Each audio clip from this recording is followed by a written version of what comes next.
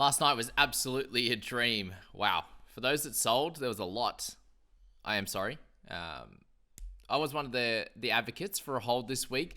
The main reason, two main reasons, the price, he'd gone down so much. He's down to 539k, but then also playing the playing the Knights this week and then the Dogs next week. So you'd imagine, and we've seen it, even Tyrell Sloan and these types of players have been able to score pretty well, really well against those teams. And here you've got Buller, who's averaging in the 40s compared to what Sloan's doing. And yeah, it obviously was a pretty full-on one with two try savers and a turnover tackle as well. But two tries there, and it got even better when IPAP went through, and very soft defense, a good run, and they finally gave him a run. Just every time that he actually gets the ball, it's a miracle. At the moment, the amount of times they turn him back on the inside and then just dummy to him. And even one of them, he like double pumped it and he was like, wasn't going to give it to him. I was like, God's sake, like you paid this guy so much money to come over and don't give him the ball. And it took some broken play for him to get a line break try assist there. But we'll get to him in a second. And Ponga, I just want to talk about him as well now, because absolutely wild how this works. Every time a team plays Panthers, the outside backs are so bad. It's actually ridiculous, because Ponga's basically hit 70 plus in each of the 3 weeks other than that game against Panthers. And everyone was worrying about him as he was going to be potentially a sell after that game. And then you come out in these last couple and he's absolutely dominated with a 76 here. Missed a lot of goals, unfortunately, which was really strange because he was banging them from everywhere in the day game last week, 11 from 11, and then was missing, even some closer ones as well. Most of them were on the edges, obviously, but he was missing plenty. But some kick meters in there, some big run meters, 150, and then just all the attacking stats there was incredible from Pong.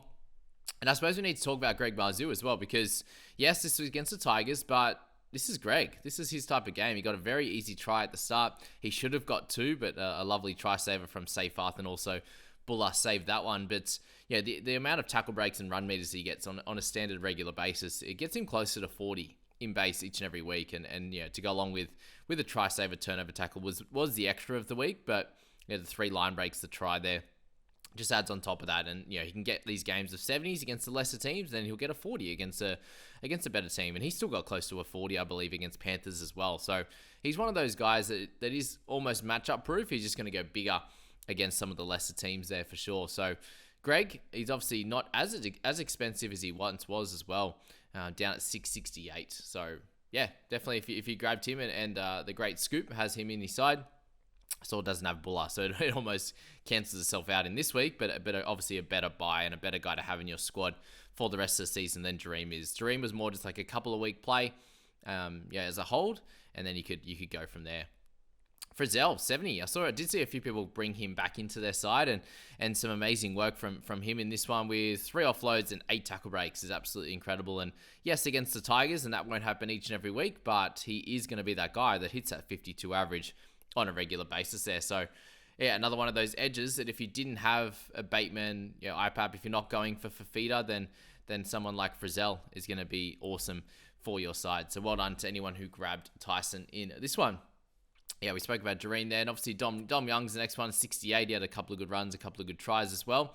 Let's really focus in on Bateman, because he's very clearly, I'd say, the second best edge that you can pick up. He should be able to average closer to that 60 mark, it seems, if he's playing on that edge and getting that full 80 minutes. It looks like with his work ethic on defense, and then obviously his run meters 160 year, then he had the 2 tackle breaks and an offload this time, had 3 missed tackles and a penalty, and was still able to get 66. So that shows that if any attacking stats come, maybe a few less on the defensive and the running side, and the attacking stats, he can get that 65 to 75 fairly comfortably as well. So he's one of those guys that I think should be a target, very similar to that of Horse and JDB. They have that really high upside, but they're base. You can watch them and you don't have to worry about them during the game. They just seem to accumulate their stats and get the job done. Just in run meters and tackles alone, he had 62. So anything on top of that is going to be gravy from there. IPAP, I'm still worried about him. And there's still a high chance that I actually trade him out this week. I mentioned just in pre-game or in the days leading up to this round that potentially that he goes to Cleary next week, and thankfully he kind of is going to hold price. He's not going to lose too much there. But with him, without that run, it was a very low game. He had a turnover tackle as well, obviously, but he had basically 15 or maybe more points. Yeah, just a tad over 15, maybe 17 or 18 points there in that one play. And that's a 40 play there. And then he had the turnover tackle. If he doesn't have that, he's sitting in the high 30s, 40 again, and that's just not good enough. And when maybe we can do like an upgrade downgrade with Papali'i. If you need someone in, if you have a lot of edges now, like I'm gonna have Fafita, Papali'i, Bateman, and then Hopgood to cover, then I think it's fine to do it. If you don't have that cover and you're gonna need him there to be your third edge or third best edge in that sense, then definitely keep him. But if you don't, then you might not. You can definitely trade him out. I understand that even after that 58, because remember that was against the Knights, and he's going to play better teams weeks following from here. Obviously, next week is going to be against the Dogs, so maybe he does get that one more week, and you can see what happens if he can get back to that 55 in base.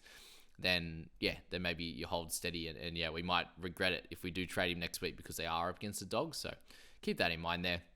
Daniel Saifiti got a try. Brandon Wakeham continues to do really well. 52 for him.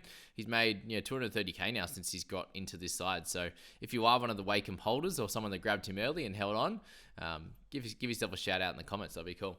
Fitzgibbon, so people were talking about him. He did get the 49 in this one, so very much all in base. He had the one offload, 3 tackle breaks, but that's going to happen for an edge guy for sure. So 49 for him. He did his job. He's going to make cash from here. And if he stays on the park for 80 minutes every week, then that will definitely happen from here. Adam Elliott with the 46, so 495k. People are looking at him as a potential mid-range option this week in the midsection. I definitely preferred Max King because he's been able to score much better than Elliott, especially when he's fit across this season. But if you did go for Elliott, that worked out really well with 46 on that front. Phoenix Crossan continues to deliver. He had a line break and also a try assist there to go along with a line break assist, and just doing his job at the moment. 44 in this one and still making some cash. So if you have held onto him from the start, I'd like to hear you in the comments as well, because I haven't seen too many that's still holding onto him that did grab him there.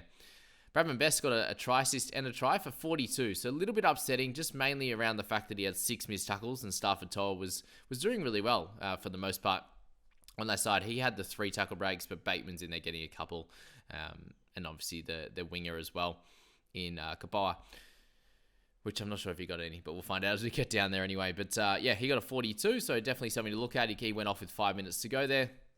Clem with 37, that was a failed experiment for those that grabbed him. Sean Bloor, 37, he looks really dynamic, and he is needed in this side. He's the one that brings that punch off the bench. And I actually don't mind him playing that role, because he comes on through the middle and absolutely dominates there. Surprising enough, he didn't have any tackle breaks or offloads, because he really dominated when he first came on. Coruscant 35 with a try. He just has a lot of missed tackles in his game, so don't look at him. As hooking cover, I would go for Reed over Coruscant every day of the week. Stafford with 28, not great if you still own him. He just hasn't done much since that massive game. Hey, it's really frustrating. And then you've got Twali there. You got Leo Thompson, Kurt Mann. There's not a lot going on here. For the rest of it is there. Tommy Talau, for those that did decide to grab him at 20 in this one, it was pretty low for the most part, but did get 107 run meters, no tackle breaks in this one. A disallowed try off that Buller bat back. I think that's gone sideways at best. So really, the action of it was trying to go back, and you'd say at worst it's probably sideways. So in that scenario, surely that's just it's just a play on. But anyway, they unfortunately got that taken away from them, and then it was 18-0, 4 tries on them for the Knights very, very quickly. So the turn of events of some of these things is wild. Asukapa, 1 tackle break. There you go. So 11 for him. Wing is not his position. He ended up with a line break and still only got 11. So very frustrating for that. I think Stayfast's a really important player for them. I think he needs to play more, or at least be on the team each and every week, because that try saver was amazing and helped them stay in the game basically. And he needs to get more opportunities like that going forward. Jun Tupou there, 14 in his 80 minutes. Can we talk about Simpkin? How does this work? So he starts, right? When there's more happening in the game, the forwards are stronger, they're feeling, they're more energetic, they're more chance of getting tackle breaks and stuff.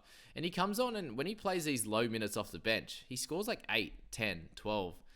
When he starts, he has almost a PPM of 1. It's actually wild how that works. So if you did hold on to him, I think you will have to trade him out now. Unless you're just set on sticking with him for the entirety of the year, then he is a guy that I think you're going to have to move on from, because he will lose that cash if you are looking to trade him at some point. So that's our first game of the round. It was a dream. was a wet dream, as a few of the guys in the private group were talking about, when IPAP got through and passed it back to Buller for those that own both.